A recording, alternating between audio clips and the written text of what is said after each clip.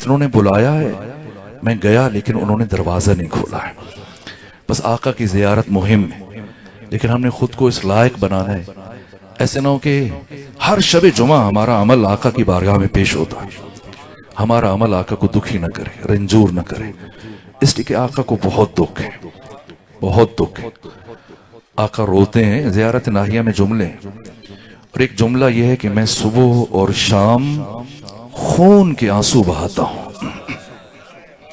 अल्लामा हिल्ली फरमाते हैं, जब मैंने ज़ियारत नाहिया में आका का ये जुमला पढ़ा तो मैंने अमल किया, और जब मुझे हजरत की ज़ियारत हुई तो मैंने पूछा, आका ये आपके जुमले हैं कि मैं सुबह और शाम खून के आंसू बहाता हूँ? फरमाया, हिल्ली ये मेरे ही जुमले। मैंने अर्ज किया, इसलिए खून के आंसू बहाते हैं कि आका हुसैन शहीद हो गए, अबुल फजल अब्बास शहीद हो गए, कासिम अली अकबर शहीद हुए। फरमाया, हिल्ली आज अगर ये सब होते तो ये सब खून के आंसू बहा रहे होते। मैंने अर्ज किया, आका फिर बताएं खून के आंसू क्यों रोते हैं? फरमाया, हिल्ली हम आले मोहम्मद ने उस दिन से खून के आंसू बहाना शुरू कर दिए जिस दिन से दादी ज़ैनब की चादर उतर गई। अब तफसीली मसाइब सुन रहे और सुनते रहेंगे, बस 2 जुमले ताकि मजलिस मुकम्मल हो जाए। अहले बैत का सबसे बड़ा दर्द जो इन 14 को खून के आंसू रुला रहा है, वो अली की शेर दिल बेटी का नंगे सर यजीद जैसे शराबी के दरबार में जाना। मैं कल परसों मुजफ्फरगढ़ मजलिस पढ़ रहा था, तो मुझसे पहले सैयद नजमुल हसन नोतक मजलिस पढ़ रहे थे। उन्होंने मसाइब में एक बड़ा अजीब जुमला पढ़ा, मैं जब भी सोचता हूँ तो मैं आंखें नम हो जाती हैं। वो किबला अजहर हसन जैदी साहब का जुमला नकल कर रहे थे। उन्होंने फरमाया कि जो लोग कहते हैं क़यामत आएगी, क़यामत तो गुजर चुकी है, असल क़यामत गुजर चुकी है। किसी ने पूछा, वो कौन सी क़यामत है? कहा, अली की बेटी का यजीद जैसे शराबी के दरबार में चले जाना। क्या इससे भी बड़ी कोई क़यामत हो सकती है? मेरे अजीजों, ये अहले बैत का दर्द है, हर दर्द से बड़ा।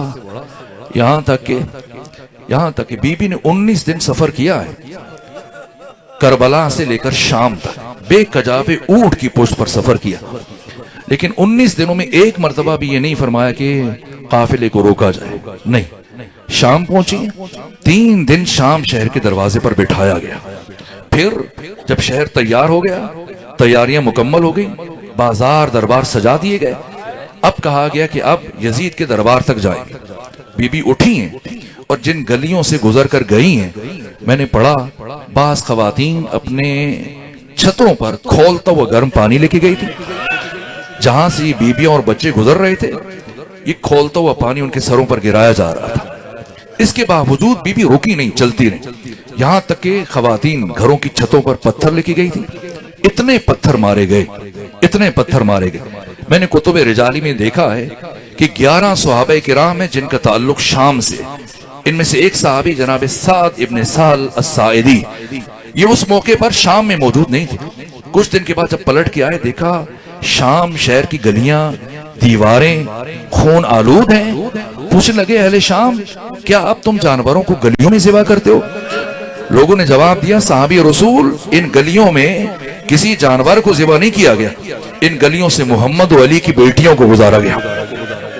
इतने पत्थर मारे गए, बीबियां लहूलुहान हो गई। और ये मक्तल के जुमले मैंने खुद पढ़े। बीबी कोहनियों के बल चली, लेकिन रुकी नहीं, बढ़ती नहीं। 19 दिन सफर के, 3 दिन जो शाम शहर के दरवाजे पर गुजारे, और बराबर शाम के बाजार में भी बीबी रुकी नहीं, आगे बढ़ती चली गई। पहली मर्तबा कहां रुकी है? यजीद के दरबार के दरवाजे पर पहुंचकर रुक गई और जमीन पर बैठ गई। सैयद सज्जाद आगे बढ़े, पूछने, फूफी अम्मा घबरा गई, परेशान है? फरमाया, नहीं परेशान नहीं। क्या फिर क्यों बैठी हैं? फरमाया, सुनो सैयद सज्जाद, आज से 20 साल पहले 40 हिजरी में जब मेरे बाबा अली के सर पे जर्ब लगी थी, तो वक्त आखिर वसीयतें करते हुए उन्होंने मुझे करीब बुलाकर मेरे कान में एक जुमला कहा था, एक वसीयत की थी, और उसके बाद मेरे बाबा की शहादत हुई थी। फिर 20 साल बनु हाशिम की खवातीन बराबर मुझसे पूछती रही कि ज़ैनब, आपके बाबा अली ने आपसे क्या कहा था? मैंने कभी किसी को नहीं बताया, आज जिंदगी में पहली मर्तबा आपको बताने लगी। मेरे बाबा अली ने मुझसे कहा था, ए बेटी ज़ैनब, तुझे अपनी जिंदगी में एक दिन नंगे सर यजीद जैसे शराबी के दरबार में जाना पड़ेगा। और बेटी ज़ैनब, जब ऐसा वक्त आ जाए तो घबराना नहीं, परेशान ना होना, मैं अली वादा करता हूं मैं आऊंगा, तुझे अपने साथ लेके जाऊंगा। सज्जाद में घबराई नहीं, परेशान नहीं हूं, मैं अपने बाबा अली का इंतजार करूंगा। यहां तक कि इमाम सज्जाद ने फरमाया कुछ लम्हे गुजरे कि एक मरतबा सानिया ज़ारा उठी, ये कहती उठी अस्सलामु अलैका या अबता, अस्सलामु अलैका या अमीरुल मोमिनीन, सलाम हो आप पर मेरे बाबा। अब अली लेने के लिए आए, मैं दस्ते अदब जोड़कर आका की बारगाह में अर्ज करूंगा, आका हुसैन की शहादत के मौके पर आप नहीं आए, तब भी तो ज़ैनब की जरूरत थी। जनाब अली अकबर की लाश जब ख़याम तक पहुंची है, यह रिवायत है, ऐसे लग रहा था कि बीबी की रूह कफस अंसरी से प्रवास कर जाएगी, लेकिन तब अली नहीं आए। इतने मुश्किल मराहिल में इस मौके पर क्यों आए?